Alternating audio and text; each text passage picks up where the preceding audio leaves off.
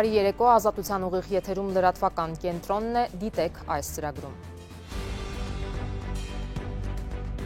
Սյունիքի գյուղերի ուղղությամբ ադրբեջանական կրակոցները չեն դադարում, Բաքուն մինչ այդ Հայաստանին է մեղադրում ճամբարակի կողմից կրակելու համար, այստեղ սակայն կրակոց չեն լսել։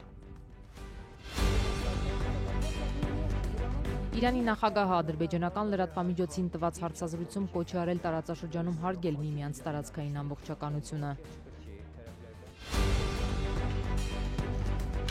Ընդդիմադիր գործիչները նամակներ են ուղղել պատգամավորներին, վարչապետին անվստահություն հայտնելու առաջարկով։ Գլխավոր խնդիրը ոչ թե ինչ որ մեկին վարչապետ կարգելն է, այլ գլխավոր խնդիրը վարչապետին հեռացնելն է։ Ովքեր են ատելության խոսք տարածում արցախցիների դեմ եւ արդյոք իրավապահները զբաղվում են այս հարցով։ Նստում ժամը 7-ից հետո խցկված, էլի ավտոբուս, բայց սրանց մեջ ո՞ց է գնալ։ Պրոշյանից ու Քասախից հետո հիմա էլ կոշտն է միանում Երևանին կապող տրանսպորտի թանկացման դեմ բողոքին։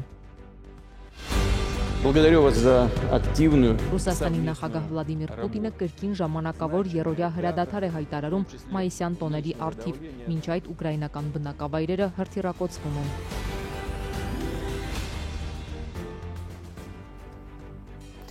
Նախ սահմանային իրավիճակի մասին հայ-ադրբեջանական խաղաղության պայմանագրի տեքստի համաձայնեցումից կարճ ժամանակ անց արդեն մեկ ամսից ավելի է Սյունիքի սահմանամերձ հատվածներում կրակոցների ձայնը չի լռում։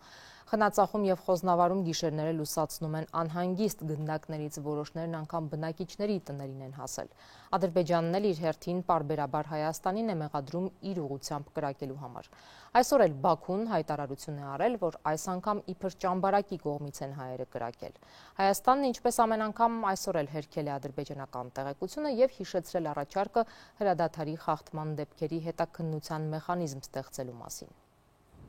Ադրբեջանի պաշտպանության նախարարությունը այսօր դարձյալ մեղադրել է Հայաստանին, այս անգամ Գեղարքունիքի մարզի ճամբարակից հրաձգային զենքով հրադադարը խախտելու մեջ։ Ընդ որում Բաքուն հայտնել է, որ ադրբեջանական ստորաբաժանումները պատասխան միջոցներ են ձեռնարկել այս ուղղությամբ։ Հայաստանի պաշտպանության նախարարությունը հերքում է հրադադարը խախտելու Բաքվի մեղադրանքը, չանդրադառնալով պատասխան կրակ բացելու ու հայկական դիրքերը թիրախավորելու մասին Ադրբեջանի ռազմական գերատեսչության պնդմանը։ Ադրբեջանական դիրքից մոտ 1 կիլոմետր հեռավորության վրա գտնվող ճամբարակի բնակիչներից մեկը անանուն մնալու եւ ձայնը փոխելու պայմանով Ազատությանը փոխանցեց, որ այս գիշեր ինքը կրակոց չի լսել։ Ոչ մի կրակոցի ձայն չեմ լսել։ Ինչի հիմա էլ ոչ կրակոց կա, ոչ էլ լսել ենք։ Եթե դիրքային լումը էլի է լսվում, որովհետեւ մի կիլոմետր է մեր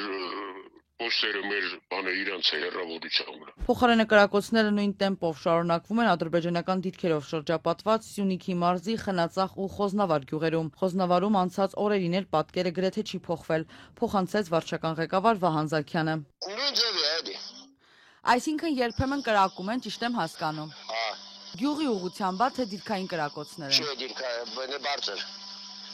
Ձենալասու։ Օրերս Խոզնավարում Ադրբեջանի զինված ուժերի կրակոցի հետևանքով 70-ամյա Ռուբեն Խաչատյանի տան պատուհաններ վնասվել։ Պատկան մարմիններից եկել են փոխհատուցում տրամադրել, ով է եղել Ռուբեն Խաչատյանը չգիտի, ասում է Գորիսից էին։ Մեկ եղել է գիշերը։ Ուղղակի նենց կրակում են էլի, հոյտագյուղ ճանճել, կրակել են էլի։ Ադրբեջանը հանգիստ չի տալիս նաև Խնածախի բնակիչներին, գիշերն էլ կրակել են, ասում են բնակիչները։ Նկատում, օրկա շատ են կրակում, օրկա քիչ։ Դիրքային եթե գյուղի վրա է, բնակիչները շատ հաճախ չեն կողմնորոշվում։ Պաշտպանական գերատեսչությունը այս ընթացքում 4 դեպքի մասին է հաղորդել, բնութագրելով դրանք որպես թիրախային կրակ, երբ քաղաքացիական ենթակառուցվածք է վնասվել։ Կրակում են, տանիքներին կպնում է երևի պատերին, հիմնականում օդ։ Մեկ ամիս շարունակ վիճակում մարդիկ այգիներն էլ են վախենում մշակեն։ Անասնապահության հետ կապված էլ նույն խնդիրն է։ Խնածախցի հովիվներին ադրբեջանցիները վիրավորում են, սպառնում, պատմեցին մեր զրուցակիցները։ Բարձր դիրքերից անիվներ են գլորում, հովիվների, տավարածների ուղղությամբ։ Գյուղի ուղղությամբ ադրբեջանական կրակոցներն արդեն մեկ ամսից ավելի է շարունակվում են։ Դրանք սկսվեցին հայ-ադրբեջանական խաղաղության պայմանագրի տեքստի համաձայնությունից մի քանի օր հետո։ Ինչպես նախորդ դեպքերում պաշտոնական Երևանն այսօր եւս առաջարկել է հրադադարի ռեժիմի խախտման հետաքննության Հայաստան-Ադրբեջան համատեղ մեխանիզմ ստեղծել, ինչին մինչ օրս հենց Ադրբեջանը չի արձագանքել։ Հայկական կողմը դարձյալ պատրաստակամություն է հայտնել նաեւ հրադադարի խախտումների մասին Ադրբեջանի ռազմական գերատեսչության հաղորդագրությունը հիմնավորող փաստերը հետաքննել, եթե դրանք Հայաստանին փոխանցվեն։ Չդադարող կրակոցների ֆոնին Ադրբեջանի ռազմաօդային ուժերը զորավարժություններ են անցկացնում։ Օրեր առաջ էլ ադրբեջանական բանակի ստորաբաժանումները վարժանքների համար մեկնել էին Թուրքիա։ Զորավարժություններ հարևան երկրում անցկացվել են նաև մարտին ու փետրվարին։ Իրանի նախագահ Մասուդ Փեզեշքյանը հարցազրույց է տվել ադրբեջանական AzTV-ին, դարձյալ կրկնել է միմյանց տարածքային ամբողջականությունը հարգելու կոչը։ Իրանի նախագահը նշել է նաև, որ Թեհրանն ու Բաքուն բանակցում են երկու երկրների միջև երկաթուղային ճանապարհ կառուցելու շուրջ։ Բաքուն նաև Երևանից է ճանապարհ պահանջում, որն Ադրբեջանը կկապի Նախիջևանին եւ այն կլինի առանց մաքսային հսկողության եւ անխոչնդոտ։ Երևանն էլ պնդում է, որ այդ ճանապարհները պետք է գործեն երկրների ինքնիշխանության ներքո։ Ղարաբաղը Ադրբեջանի անբաժանելի մասն է, այսօր Բաքվում հայտարարեց Իրանի նախագահ Մասուդ Փեզեշքյանը, ընդգծելով, որ Թեհրանն ու Բաքուն մշտապես աջակցել են միմյանց տարածքային ամբողջականությանը։ Մենք պնդում ենք, որ Ադրբեջանի ժողովրդի իրավունքները պետք է հարգվեն եւ Ղարաբաղը պետք է պատկանի Ադրբեջանին, եւ ես լիահույս եմ, որ այս այցը կամրապնդի Իրանի ու Ադրբեջանի կապերն ու միասնությունը։ Ամերիկյան Associated Press-ը փաստում է, որ սա Իրանի նախագահի եզակի այցերից է հարևան երկիր, որի հետ Թեհրանի հարաբերությունները տարիներ շարունակ լարված են եղել հիմնականում Իրանի ողերիմ թշնամի Իսրայելի հետ Ադրբեջանի սերտ կապերի պատճառով։ Լարվածությունն էլ ավելի խորացավ 2 տարի առաջ Թեհրանում Ադրբեջանի դեսպանատան վրա կատարված հարձակումից հետո։ Վերջին շրջանում, սակայն, կողմերը հրապարակավ ջերմացման նշաններ են ցույց տալիս։ Անցած նոյեմբերին, օրինակ, երկու երկրները Կասպից ծովում համատեղ զորավարժություններ անցկացրին։ Այսօր էլ Գործակցության մասին 7 համաձայնագիր ստորագրեցին, այդ թվում երկու երկրների արտգործնախարարությունների միջև քաղաքական խորհրդակցություններ անցկացնելու, տրանսպորտի եւ հաղորդակցության ոլորտում կապերը ընդլայնելու վերաբերյալ։ Նախագահ Փեզեշքյանի այցը այսքան մեծ պատվիրակությամբ, ինչպես նաև բազմաթիվ կարևոր փաստաթղթերի ստորագրումը, այդ թվում նախագահների մակարդակով, եւս մեկ անգամի ցույց է դնում բոլոր ոլորտներում մերձենալու մեր կամքն ու պատրաստակամությունը։ Մեր երկու երկրները կարող են համատեղ լուծել բոլոր հարցերը։ Բանակցությունների միջոցով իր հերթին պնդեց Իրանի նախագահը, հավելելով. մենք չպետք է թույլ տանք, որ այլոք մեզ միմյանց դեմ հանեն։ Թե կոնկրետ ում նկատի ուներ Փեզեշքյանը չմանրամասնեց, սակայն մինչ այդ Իրանը չի թաքցրել դժգոհությունն ու մտավախությունը, որ Ադրբեջանի տարածքը կարող է օգտագործվել Իսրայելի Բաքվին զենքի խոշոր մատակարարի կողմից Իրանին հարվածելու համար։ Ուշագրավ է, որ Փեզեշքյանի այցից շաբաթներ անց մայիսի 8-ին էլ Իսրայելի վարչապետ Բենյամին Նեթանյահուն Բաքու կայցելի։ Մինչ այդ Ադրբեջանի նախագահն այսօր կրկին հավաստիացրել է, թե իրենց համար մշտապես առաջնային են եղել տարածաշրջանում խաղաղությունն ու կայունությունը։ Այսօր մենք որպես երկու անկախ պետություններ կարևոր դեր ենք խաղում մեր տարածաշրջանում եւ երկուսս էլ համակարծիք ենք եւ հավատարիմ այն քաղաքականությանը, որ տարածաշրջանային հարցերը պետք է լուծվեն տարածաշրջանի երկրների կողմից։ Տարածաշրջանում տարաձայնություններից մեկը Ադրբեջանի հայտարարած Զանգեզուրի միջանցքն է, որով Բաքուն ցանկանում է Հայաստանի տարածքով անխոչնդոտ կապ ունենալ Նախիջևանի հետ։ 44-օրյա պատերազմից հետո Թեհրանը մի քանի անգամ հրապարակավ հայտարարել է, որ դեմ է տարածաշրջանում սահմանների փոփոխությանը։ Այսօր, սակայն, նախագահ Փեզեշքյանն այս հարցը չհիշատակեց։ Փոխարենը խոսեց իսլամական երկրների միջև հնարավոր փոխգործակցությունը ամրապնդելու մասին։ Եթե իսլամական երկրները եւ նրանց տարածաշրջանային հարևանները միավորվեն, նրանք կկարողանան ապահովել ավելի հաջողակ մոդել, քան այն, ինչ մենք տեսնում ենք այսօր Եվրոպայում։ 2 տարի առաջ Թեհրանում Ադրբեջանի դեսպանատան վրա իրականացված հարձակումից հետո, որի ընթացքում ադրբեջանցի մի դիվանագետ զոհվել էր, անվտանգության 2 աշխատակից վիրավորվել, Բաքուն փակեց իր դեսպանատունը Թեհրանում, երկու երկրները ետ կանչեցին իրենց դիվանագետներին։ Ադրբեջանն իր դեսպանատունը վերաբացեց միայն անցած տարվա կեսերին, երբ Իրանի դատարանը մահապատժի դատապարտեց հարձակվողին։ Բաքվում շարունակվել է 15 հայ ռազմագերիների դատավարությունը անկախ լրատվամիջոցների եւ իրավապաշտպանների բացակայությամբ։ Այսօրվա նիստի թեման Շուշին էր եւ 1992-ին քաղաքի ազատագրման օպերացիան, որը ադրբեջանցիները օկուպացիա են անվանում։ Իսկ մեղադրող դատախազը այսօր պնդել է, որ Հայաստանի ռազմաքաղաքական ղեկավարությունն է Շուշիի գրավման հրամանը տվել, նշելով նաեւ Հայաստանի երկրորդ եւ երրորդ նախագահների անունները։ 15 հայ ռազմագերիների դատավարությունը Բաքուն այսօր էլ նվիրել էր 1992-ի մայիսի 8-ին հայկական ուժերի կողմից Շուշիի ազատագրմանն ու այդ օպերացիայի մասնակիցներին։ Անկախ փաստաբանների, լրատվամիջոցների եւ միջազգային կառույցների բացակայությամբ ընթացող դատավարությանը մեղադրող դատախազը մի շարք տեսանյութեր հրապարակելով պնդել է, մեջբերում եմ, Շուշին օկուպացնելու հրամանը տվել է Հայաստանի ռազմաքաղաքական ղեկավարությունը։ Իբրև ապացույց ադրբեջանցի մեղադրողը ներկայացրել է Շուշիի ազատագրումը ղեկավարած հանգուցյալ Արկադի Տեր-Թադևոսյանին կոմանդոսին վերագրվող մի տեսանյութ, պնդելով, թե այդ օպերացիայի պլանը նախ ներկայացվել է այն ժամանակ պաշտպանության նախարար Վազգեն Սարգսյանին, որն էլ տվել է իր համաձայնությունը։ Բաքվի զինվորական դատարանում նաև այլ տեսանյութեր են հրապարակվել, որտեղ նշվել է, թե Շուշիի գրավումը 4 ուղղություններով է իրականացվել, որոնք ղեկավարել են Սամվել Բաբայանը, Սեյրան Օհանյանը, Վալերի Չիչյանն ու Արկադի Կարապետյանը։ Մեջբերումներ անելով ցուցադրվող տեսանյութերից ապա պետական գործակալությունը փոխանցում է, թե հայերի կողմից պատրաստված այդ տեսանյութերում նշվում է, թե Շուշին օկուպացնելուց բացի հայերը նպատակ են ունեցել մաքրել քաղաքը քայլող միջատներից։ Շուշիի ազատագրմանը նվիրված դատական նիստից անմասն չեն մնացել նաև Հայաստանի երկրորդ եւ երրորդ նախագահները։ Հղումանելով հրապարակված ինչ-որ տեսանյութերի ու մասնավորապես Հայաստանի զինված ուժերի գեներալ գնդապետ Գուրգեն Դալիբալթայանին ադրբեջանցի դատախազը պնդել է, թե Շուշիի օպերացիայի մշակմանը, նախապատրաստմանն ու իրականացմանը մասնակցել են Ռոբերտ Քոչարյանն ու Սերժ Սարգսյանը։ Իբրև ապացույց դատարանում նաև ցուցադրվել է Սերժ Սարգսյանին վերագրվող մի հարցազրույց, որին հղումանելով նշվում է, թե Սարգսյանն ասել է, որ Շուշիի օպերացիայի նշանակությունը այնքան մեծ էր, որ դրան անձամբ մասնակցել է Ռոբերտ Քոչարյանը։ Այս մեր ամենամեծ հաղթանակն է մեր հայ ազգի, մեր հայ ժողովրդի, այն դժվար պահին է, մենք քիչ էինք, ամեն ինչ բաներ, բայց միացնականի այդ հաղթանակը մենք կրեցինք ու միշտ կկրենք։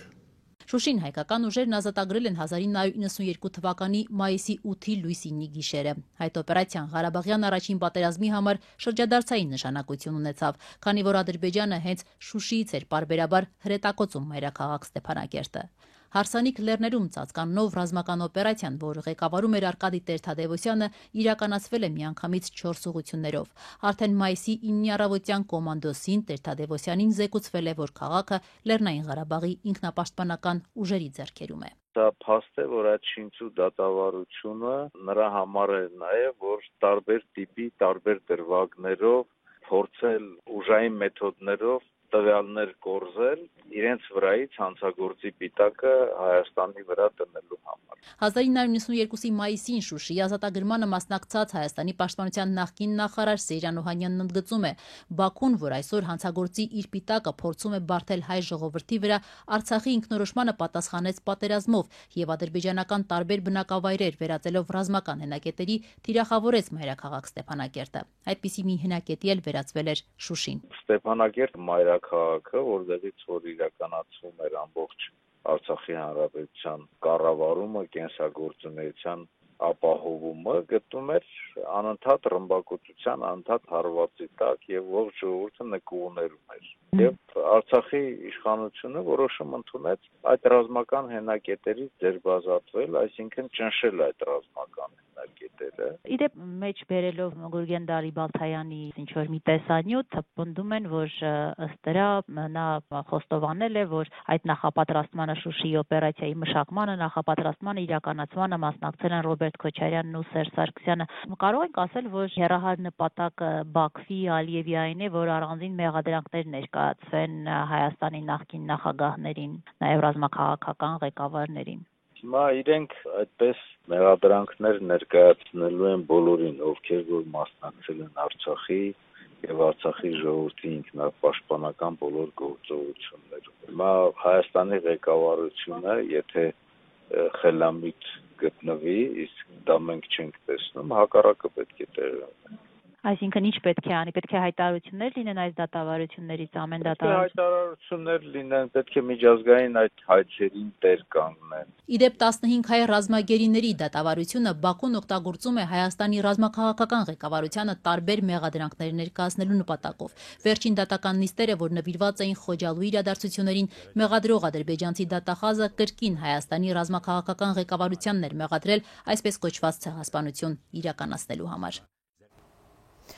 Վարչապետ Նիկոլ Փաշինյանին հեռացնելու օրակարգով նոր նախաձեռնություն կա։ Ընդդիմադիր գործիչ Էդգար Ղազարյանը այսօր այդ նախաձեռնության անունից պատգամավորներին ուղարկել է նամակներ, առաջարկելով անվստահություն հայտնել վարչապետին, քանի որ վերջինս կառավարության ծրագրին հակառակ է գործում։ Թեև իմպիչմենտի համար նոր վարչապետի թեկնածուի անուն է պետք նշել, նախաձեռնությունն ասում է այդ հարցը իրենց համար շատ սկզբունքային չէ, կհամաձայնեն ցանկացած այլ թեկնածուի։ Խորհրդարանի երկու ընդդիմադիր խմբակցությունները միասին ունեն 34 ձայն։ Որպեսզի Փաշինյանին անվստահություն հայտնելու նախագիծն ընդհանրապես ներկայացվի, անհրաժեշտ է 36 պատգամավորի համաձայնություն եւ առնվազն 54 կողմ քվե։ Իմպիչմենտի ճանապարհի մասին անցած շաբաթ խոսում էր նաեւ պատիվ ունեմ խմբակցության պատգամավոր հանրապետական Հայկ Մամիջանյանը, իսկ հանրապետականի ղեկավար Սերժ Սարգսյանը նշել էր, որ Նիկոլ Փաշինյանին հեռացնելու պահը հասունացած է։ Արման Եղոյան, Արտուր Հովհաննիսյան, Հայկ Գոնջորյան, Լևոն Քոչարյան, Արթուն ենք շարժման անունից նամակներ փոխանցվեցին ազգային ժողով վարչապետ Նիկոլ Փաշինյանին անվստահության գործընթաց հայտնելու առաջարկով։ Շարժման անդամ Էդգար Ղազարյանի անունով պատրաստվել է 107 նամակ եւ 107 նամակներն ուղարկվել են 107 պատգամավորներին խորհրդարանի, թե ընդդիմադիրներին, թե իշխանականներին, նրանց առաջարկում է Նիկոլ Փաշինյանին անվստահություն հայտնելու գործընթաց սկսել։ Մեկ պատգամավոր կարա սկսի։ Իդեպ ասեմ, ստե վարչապետի անվանումը այդքան կարևոր չի հաջորդ վարչապետի, որովհետև այս գործընթացը չի կոչվում այսինչանին վարչապետ ընտրելու գործընթաց։ Էսի կոչումը Նիկոլ Փաշինյանին անվստահություն հայտնելու գործընթաց։ Ուղղակի սահմանադրության պահանջն է, որ պիտի լինի վարչապետի թեկնածու, այսինքն գլխավոր խնդիրը ոչ թե ինչ-որ մեկին վարչապետ կարգելն է, այլ գլխավոր խնդիրը վարչապետին հեռացնելն է։ Վարչապետին անվստահություն հայտնելու ազգային ժողովի որոշման նախագիծ կարող են ներկայացնել պատգամավորների թվի առնվազն 1/3-ը, միայն այն դեպքում, երբ որոշման նախագծում միաժամանակ առաջարկվում է նաև նոր վարչապետի թեկնածուի անունը։ Այստեղ շարժման մասնակիցները, շարժման առաջնորդները ասացին, որ այդ առումով իրենք պատգամավորներին որևէ պարտադրանք չունեն։ Վարչապետի թեկնածուի հարցում ամբողջությամբ ազատ ենք թողել իրանց եւ անվերապահ, ես դες ամբողջ պատասխանատվությամբ ասում եմ, կաջակցենք ցանկացած իրանց կողմից առաջադրված վարչապետի թեկնածուին առանց որևիցե վերապահման։ Վարչապետին անվստահություն հայտնելու դեպքում թե որոշման նախագիծը ներկայացնելու համար, թե արդեն որոշումն ընդունելու համար պետք են իշխանական խմբակցության ձայները։ Իշխանական խմբակցության պատգամավորներից սակայն մինչ այս պահը բացառել են, որ որևէ դեպքում կմիանան Նիկոլ Փաշինյանին անվստահություն հայտնելու գործընթացին։ Շարժման մասնակիցները սակայն այստեղ նշում էին, որ այդ առումով իրենք ունեն հնարավոր սցենարներ։ Հենց մեր պատգամավորները սկսեն իմպիչմենտի, ինչ որ մեկը պատգամավորի սկսի իմպիչմենտի գործընթաց, բնականաբար միանգամից պետքա կենտրոնանալ փողոցի պայքար կազմակերպելու վրա, գեներացնելու վրա։ Իդեպ, մինչ խորհրդարանում պատգամավորները կարձագանքեն այս նախաձեռնությանը, շարժման մասնակիցները նաև հանդիպումներ են փորձելու ունենալ հայաստանյան քաղաքական դաշտի հետ։ Մենք հենց այսօրվանից, այսինքն սկսած նախաձեռնություն ենք ցուցաբերելու, որպեսզի հանդիպենք առաջին հերթին Հայաստանի Հանրապետության 3 նախագահների հետ, Լևոն Տեր-Պետրոսյանի, Ռոբերտ Քոչարյանի եւ Սերժ Սարգսյանի հետ։ Գետնի վրա այդ բոլոր process-ները սկսելուց առաջ բոլոր քաղաքական դերակատարների հետ հստակեցնել մեր մոտեցումները։ Նշեմ, որ պատգամավորներին ուղարկված նամակներում նաև գրված է այն տեքստը, որը որ շարժման անդամները ասում են, որ կարող են պատգամավորները հենց այդ տեքստը վերցնել եւ որպես որոշման նախագիծ դնել շրջանառության մեջ եւ ստորագրել հենց այդ տեքստի տակ։ Այդտեղ ըստ Նիկոլ Փաշինյանին անվստահություն հայտնելու հիմնավորումները կառավարության 2021-26 ծրագրին հակառակ գործելն է։ Նրանց ներկայացրած հիմնավորման մեջ նշվում է, որ Նիկոլ Փաշինյանը 2021 թվականի ընտրություններից հետո ներկայացրած կառավարության ծրագրով այս ընթացքում այդ ծրագրով ներկայացվածի ճիշտ հակառակ տրամաբանությամբ է գործել եւ դա վերաբերում է թե ներքին, թե արտաքին քաղաքական հարցերին։ Իդեպ հայաստանյան ընդդիմադիր եւ իշխանական դաշտում ակնհայտ ակտիվացում է նկատվում նախորդին, երկրորդ նախագահ Ռոբերտ Քոչարյանը ուսանողների հետ է հանդիպել։ Երրորդ նախագահի ղեկավարած հանրապետականի ներկայացուցիչները Մոսկվայում Ռուսաստանի իշխող ուժի ներկայացուցիչների հետ են հանդիպել, իսկ վարչապետ Փաշինյանը շարունակում է տարբեր առիթներով ներկայացնել իր հռչակած իրական Հայաստանի գաղափարախոսությունը։ Մինչ այդ Փաշինյանը, ում իմպիչմենտն են պահանջում պատգամավորներից, Էստոնիայում է պաշտոնական այցով, Էստոնիայի նախագահի հետ է հանդիպել, քննարկել են Հայաստան-Ադրբեջան խաղաղության գործընթացը, Փաշինյանը հանդիպել է նաև հայկական համայնքի հետ, քիչ առաջ էլ կայացել է Էստոնիայի վարչապետի հետ համատեղ մամլո ասուլիսը։ Այս ասուլիսի ընթացքում էստոնացի լրագրողները Հայաստանի վարչապետին հիմնականում Ռուսաստանի հետ հարաբերությունների մասին հարցեր ուղղեցին։ Մենք ամենևին էլ Ռուսաստանի հետ մեր հարաբերությունները լարելու, խզելու, փչացնելու մտադրություն չունենք։ Մենք ուզում ենք, ինչպես եւ տրամաբանական է, ունենալ լավ հարաբերություններ միջազգային բոլոր գործընկերների հետ։ Ավելին, մենք ուզում ենք ունենալ կարգավորել մեր հարաբերությունները մեր տարածաշրջանի երկրների հետ։ Մենք ուզում ենք հարաբերությունները կարգավորել Ադրբեջանի հետ, Թուրքիայի հետ, մենք ուզում ենք ավելի լավացնել հարաբերությունները մեր մյուս հարևանների հետ, Վրաստանի հետ, Իրանի Իսլամական Հանրապետության հետ եւ իհարկե մենք ուզում ենք խորացնել մեր հարաբերությունները Եվրամիության հետ։ Ինչ եք կարծում, ինչքան դեռևս կարող է շարունակվել այս իրավիճակը, երբ որ դուք դիմում եք, որպեսզի միանաք Եվրոպայի միությանը, բայց նաև հաճախում եք Մոսկվայում անցկացվող շքերթներին։ Ինչ եք կարծում, ինչն է նաև խանգարում Ադրբեջանի հետ խաղաղության պայմանագրի ստորագրմանը։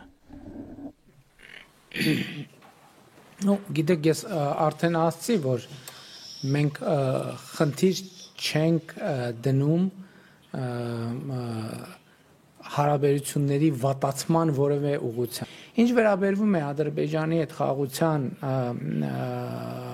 համաձայնագրի ստորագրմանը, ես կարող եմ ասել հետևյալը, որ մեր կառավարությունը, ես անձամբ այդ թեմայի վրա աշխատում ենք ամենօրյա ռեժիմով եւ ինչպես ասացի, մենք հետևողական եւ վճռական ենք այդ հարցում մեր անելիքը անել լիարժեք ձևով հետևողական եւ համբերատար եւ հետեւաբար ձեր ուղիղ հարցին իմ ուղիղ պատասխանը հետեւյալն է մենք այս ռազմավարությունը կշարունակենք այնքան ժամանակ մինչեւ նպատակը այսինքն խաղաղության համաձայնագիրը ստորագրվի եւ խաղաղությունը հաստատվի եւ մենք չենք շեղվելու այս ճանապարհից։ Հայաստանը ժամանել Վրաստանի նախագահ Միխայել Կավելաշվիլին այցի շրջանակներում Վրաստանի նախագահը հանդիպում կունենա Հայաստանի նախագահի հետ, ինչից հետո երկու երկրների նախագահները նաև լրատվամիջոցների համար հանդես կգան համատեղ հայտարարությամբ։ Պաշտոնական այցի շրջանակներում Կավելաշվիլին հանդիպումներ կունենա նաև վարչապետի եւ կաթողիկոսի հետ։ Հիշեցնեմ, որ Վրաստանի նախագահը պաշտոնը ստանձնելուց հետո ապրիլի կեսերին առաջինը Ադրբեջան էր այցելել։ Եթերում Ազատության լրատվական կենտրոնն է, մեր լուրերին կարող եք հետևել նաև Ազատության տելեգրամյան ալիքում, իսկ այս ծրագրի երկրորդ մասում առաջարկում ենք։ Ովքեր են ատելության խոսք տարածում արցախցիների դեմ եւ արդյոք իրավապահները զբաղվում են այս հարցով։ Նստում են ժամը 7-ից հետո խցկված, էլի ավտոբուս, բայց սրանց մեջ ո՞ց է գնալու։ Պրոշյանից ու Քասախից հետո հիմա էլ կոշտն է միանում Երևանին կապող տրանսպորտի թանկացման դեմ բողոքին։ Благодарю вас за активную. Ռուսաստանի նախագահ Վլադիմիր Պուտինը կրկին ժամանակավոր երրորդյա հրադադար է հայտարարում մայիսյան տոների առթիվ, մինչ այդ ուկրաինական բնակավայրերը հրթիռակոծվում են։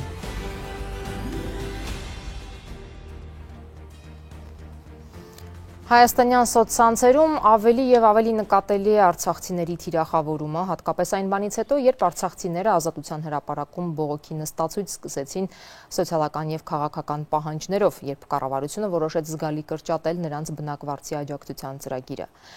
Դեպքերից երկուսը, որոնցով զբաղվում է քննչականը, կապված են իշխանամետ լրագրողի եւ բլոգերի հանրային խոսքի հետ։ Իշխանական բլոգեր Ռոման Բաղդասարյանն ու իշխանամերձ խոսնակ լրատվականի ղեկավար Նանե Իսրայելյանը հայտնվել են քննչականի թիրախում։ Իրավապահները քննում են, արդյոք նրանց խոսքը ատելություն է արցախցիների նկատմամբ։ Փողոցում տարբեր անցորդներ ա գտնում, որոնք որ լուտանք են թափում արցախցիների հասցեին, այդ վիդեոներն ա տեղադրում, առանձին հարցազրույցներ ա անում քաղաքական գործիչների հետ, որտեղ մարդկանց խոսքը մանիպուլացնում, փոփոխում, ձևախեղում ա եւ էլի որպես ատելության խոսք տարածում ա։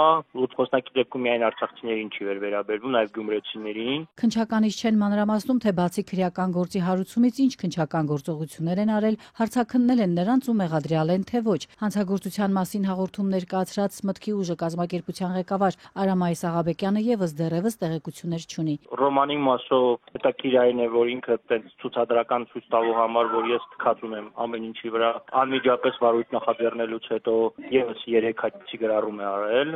Ես ստիպված եմ եղել միջնորդություն ներկայացնել նրա հանդեպ խափանման միջոց կիրառելու համար, որը որ թույլ չի տա եւս մեկ անգամ հանցագործություն իրականացնել, սպասենք համապատասխան որոշմանը կլինի խափանման միջոց թե չէ։ Իշխանական բլոգեր Ռոման Բաղդասարյանը ապրիլի 8-ին Facebook-յան էջում վկայակոչել է փոխվարչապետ Տիգրան Խաչատրյանին, թե Արցախի բնակիչները Հայաստանի բյուջեից ստացել են մոտ $300 միլիոն, որի 90%-ը տրամադրել է պետությունը։ Բաղդասարյանը քննադատել ու նաեւ վիրավորական արտահայտություններ էր գրել օգնություն ստացած որոշ արցախցիների հասցեին, բայց արդեն 3 իր էջում պնդել է, թե խոսքը բոլորի մասին չէ։ Երբ ասում եմ դարմայեդներ, դա չի վերաբերվում բոլոր ղարաբաղցիներին։ Հիմա ես ասում եմ, ով է իմ նալոգները ստանում 18 ամիս։ Երեկվա իր ուղիղ եթերում եւս Բաղդասարյանը հարցնում էր Հայաստանի կառավարությանը, թե ինչու պետք է իր հարկերից օգնություն ստանան Արցախում պաշտոններ զբաղեցրածների ընտանիքները, նրանք ովքեր մեջբեր են պատերազմի ժամանակ խուճապ էին տարածում, ովքեր գերի էին թողնում զինվորներին, կրակում նրանց վրա, նրանք ովքեր 35 տարի գողացել են Հայաստանի փողերը։ Իսկ 2023 թվականին հիմնադրված խոսնակ լրատվականի ղեկավար Նանե Իսրայելյանը, որ հայտնի է իր ընդգծված իշխանամետ հայացքներով, ապրիլի 17-ի գրառման մեջ արցախցիներին անվանել էր հող հանձնողներ ու տարբեր մեղադրանքներ տեղացել նրանց ու նախկին իշխանությունների հասցեին։ Եթե քննչականը քննություն է սկսել Ռոման Բաղդասարյանի ու Նանե Իսրայելյանի գործողությունների առնչությամբ, ապա մերժել է ուսումնասիրել Facebook-յան օգտատեր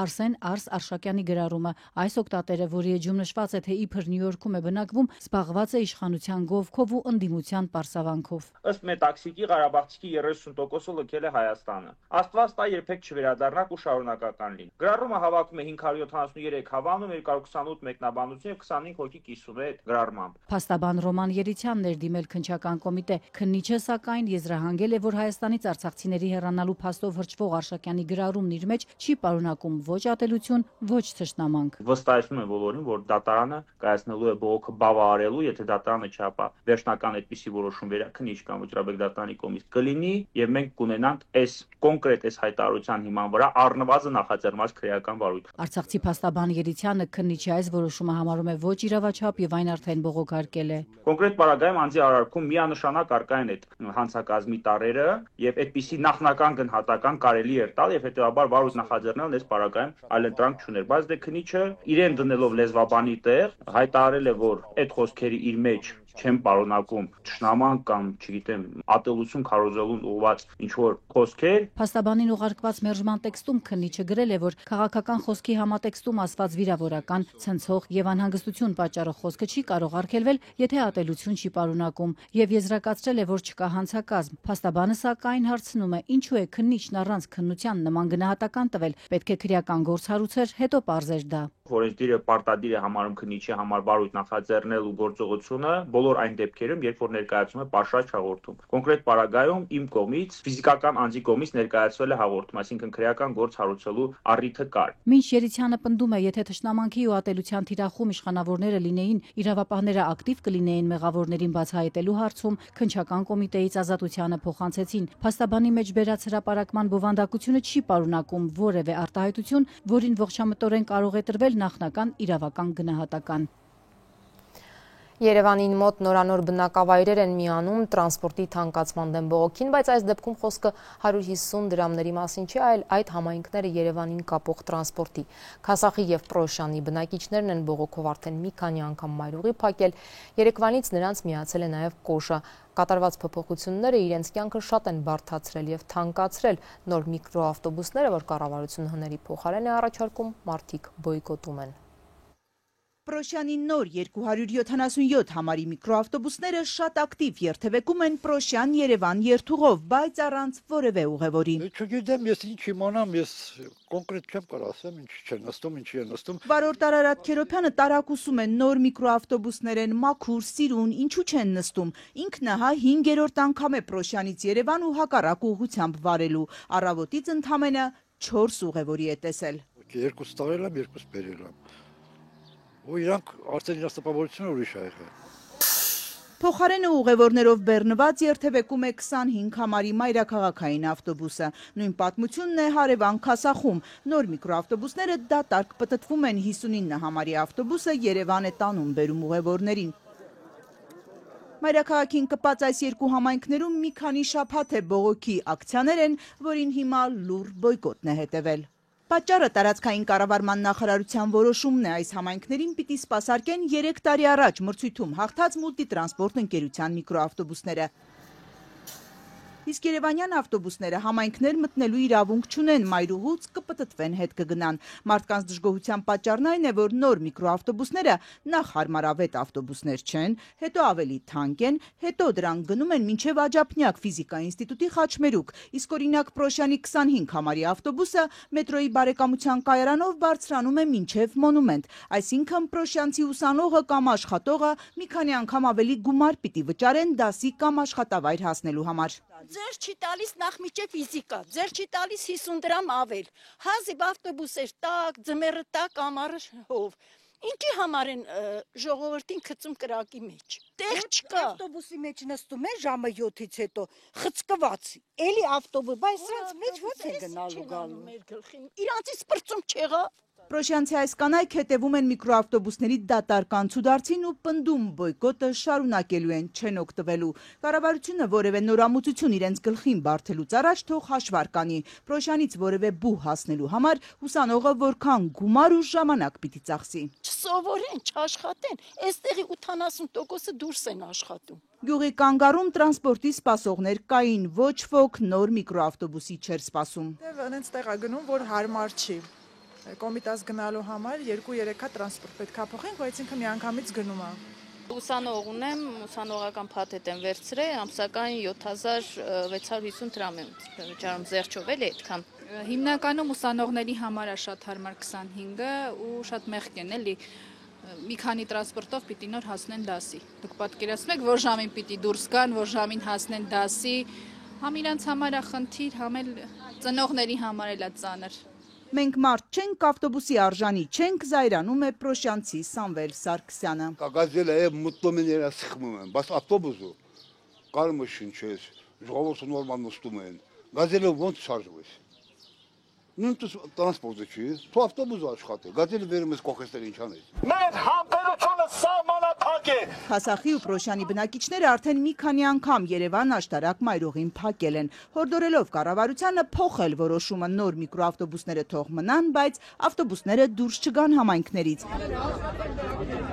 Երևանից բողոքի նոր օջախ է Կոշ համայնքը։ Այստեղ ապրողներն էլ Երևան-Գյումրի մայրուղին էին փակել։ Պատճառը նույնն է, տրանսպորտը թանկացել է եւ այն նույնիսկ մինչեւ Երևան չի հասնելու, այլ Կոշից աշտարակ։ Եթե օրենսդրական կարգավորում կա, որ խանգարում է քաղաքացիների համար հարմար լուծում գտնել, օրենքը փոխեք, ասում է քասախցի Արթուր Մարդանյանը։ Բոլոր Հայաստանի Հանրապետության օրենքները պետք է գրվեն այնպես, որ մարդկանց շահերը ու իրավունքները պաշտպանեն։ Եթե ինչ-որ օրենք խանգարում է մարդկանց իրավունքները լիարժեք իրականացնել, նրանց սոցիալական խնդրին են կպնում եւ մարդկանց արժանապատիվ տեղաշարժին, ապա օրենքի մեջ պետք է գտնել թերությունը եւ օրենքը փոխել, օրենքը վերացնել։ Այսօր աշխատանքային օրվա ավարտին հանրային տրանսպորտի փոփոխությունների դեմ բողոքող քաղաքացիներին ընդունելու են տարածքային կառավարման նախարարությունում։ Մինչև այս էլ մի քանի քննարկումներ եղել էին, բայց մարդկանց չեն բավարարել որոշում կայացնողների փաստարկները։ Նախարարությունից ասել էին, այս ակցիաները վտանգում են տրանսպորտային բարեփոխման շարունակականությունը։ Այսօրի դեպ Քասախ եւ Պրոշյան գյուղերի բնակիչները իրենց պահանջները նաեւ տարածքային կառավարման եւ ենթակառուցվածքների փոխնախարարի հետ հանդիպմանն են ներկայացրել։ Հանդիպման ավարտին պարզվել է, նախարարությունը անդրդվելի է, հետքայլ չի լինի։ Երևանի տրանսպորտը կոտայք չի կարող մտնել։ Բնակիչները, որ մինչ այս արդեն մի քանի անգամ փողոց են փակել, ասացին կքննարկեն եւ կորոշեն իրենց հետագա անելիքները։ Համաշխարհային բանկը ամփոփել է այս տարվա առաջին ամիսները նաև Հայաստանի համար եւ արձանագրել է տնտեսական աճի դանդաղումը, արտաքին առևտրի պասիվությունը, գործազրկության աճն ու թանկացումները։ Զեկույցը արձանագրում է այս մարտին Հայաստանում 2023-ից ի վեր ամենաբարձր գնաճն է արձանագրվել, առանձնացնելով հատկապես սննդամթերքի ավելի քան 5% թանկացումը։ Մինչ Հայաստանում շինարարության եւ ծառայության ոլորտները շարունակում են աճ ցույց տալ, արդյունաբերությունը օրինակ ավելի քան 1/4-ով կրճատվել է նախորդ տարվա համեմատությամբ։ Շեշտակի անկում են ցույց տալիս նաև ներմուծման եւ արտահանման ցուցանիշներ, ինչը հուշում է, որ վերաարտահանումը հայաստանյան տնտեսությունից վերանում է։ 2025-ի համար կառավարությունը 5.1% տնտեսական աճ է կանխատեսել։ Միջազգային կանխատեսումները ավելի համեստ են 4.5%, իսկ հայաստանցի փորձագետները կարծում են, անգամ այս համեստ կանխատեսումներին այս տարի դժվար կլինի հասնել։ Առաջիկա շաբաթը շատ կարևոր է Ռուսաստանի եւ Ուկրաինայի միջև խաղաղության համաձայնագրի բանակցությունների հարցում, պնդում է ԱՄՆ պետքարտուղարը, բայց մինչ բանակցությունները հրադադարի շուրջ շարունակվում են, ռուսական կողմը եւս շարունակում է հրթիռակոծել ուկրաինական բնակավայրերը։ ԱՄՆ նախագահ Դոնալդ Թրամփի կոչերը դադարեցնել կրակը Ռուսաստանի նախագահ Պուտինը դեռ չի լսում, բայց որոշել է մայիսին տոների առիթով երրորդյա հրադադար հաստատել։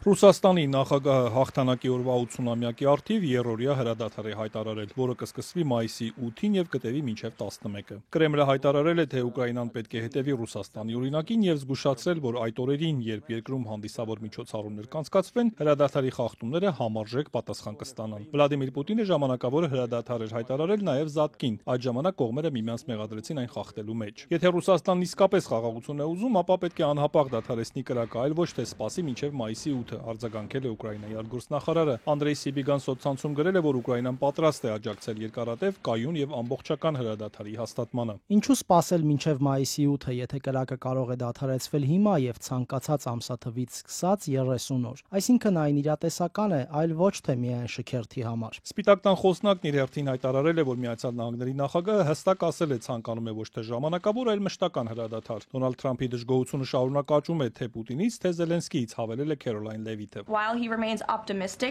Թեև նախագահը լավատես է, որ կարող է գործարկնքել, նա միաժամանակ իրատես է, որ երկու առաջնորդներն էլ պետք է նստեն սեղանի շուրջ եւ բանակցեն ստեղծված իրավիճակից դուրս գալու համար։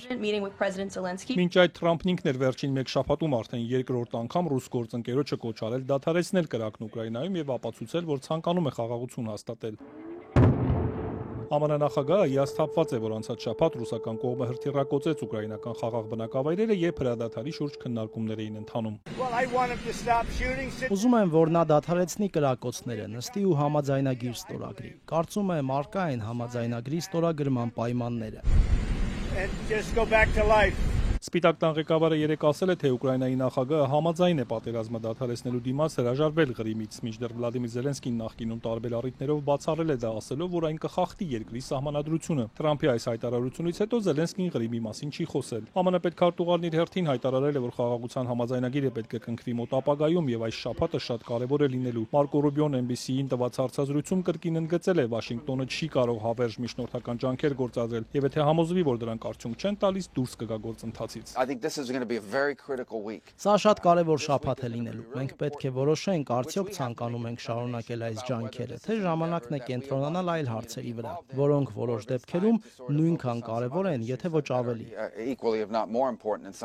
Ռուսաստանի արտգործնախարարն իր հերթին բրազիլական Օգլոբո թերթին տված հարցազրույցում պնդել է, թե Կիևը դեռ պատրաստ չէ բանակցությունների։ Ըստ Սերգեյ Լավրովի, Զելենսկին պետք է վերացնի Ռուսաստանի հետ բանակցելու օրենսդրական արգելքը, որ սահմանել է 2022-ին, երբ Ուկրաինան դուրս եկավ բանակցային գործընթացից։ Լավրովը նաև թվարկել է հրադադարի պայմանները։ Ըստ այդմ ռուսական վերահսկողության տակ գտնվող ուկրաինական տարածքները պետք է միջազգայինորեն ռուսական ճանաչվեն, վերացվեն Ռուսաստանի դեմ պատժամիջոցները, վերադարձվեն արևմուտքի կողմից ծառայեցված ռուսական ակտիվները, Ուկրաինան հրաժարվի ՆԱՏՕ-ի անդամակցությունից։ Ղրիմի, Սևաստոպոլի, Դոնեցկի, Լուգանսկի ժողովրդական հանրապետությունների, Խերսոնի մարզի եւ Զապորոժիայի ռուսական պատկանելիության միջազգային ճանաչումը հրամայական է։ Այս ֆոնին իրավիճակը ճակատում մնում է լարված, կողմերն անօթաչուներով հարվածել են միմյանց ռուսական Բրյանսկում կամ Էկզո, ռուսական զորքը հայտարարել է, որ Խարկովում եւս մեկ բնակավայր է վերցրել։ Իսկ Հյուսիսային Կորեան առաջին անգամ պաշտոնապես խոստովանել է, որ զորք է ուղարկել Ռուսաստանի կողմից Ուկրաինայի դեմ կռվելու համար։ Կորեական զորքը ըստ Ռուսաստանի Դաշնության պաշտպանության նախարարության հրապարակած լուսանկարների վարժանքներ է անցնում Ռուսաստանի տարածքում։